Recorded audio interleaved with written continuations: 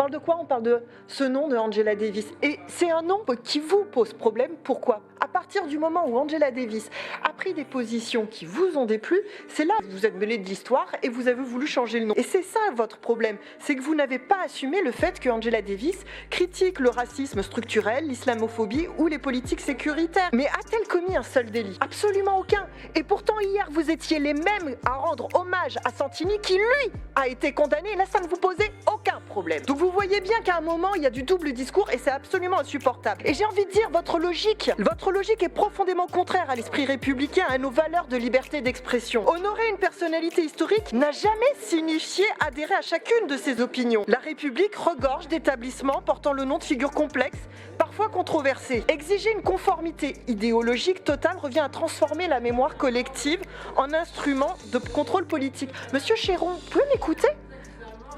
Monsieur, écoutez-moi, vous allez voir.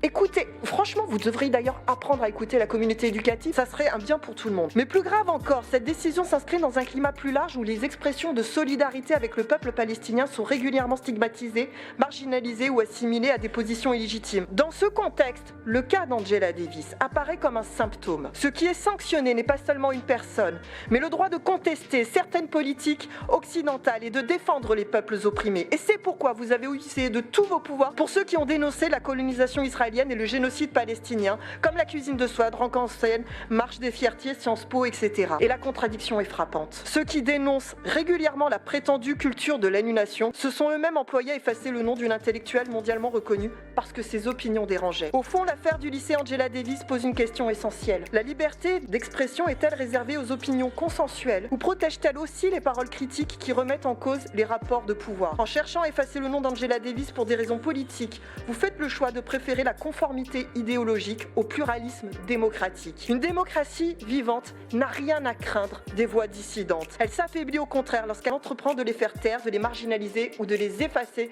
de l'espace public. S'il y a une attitude anti-républicaine, elle vient de vous.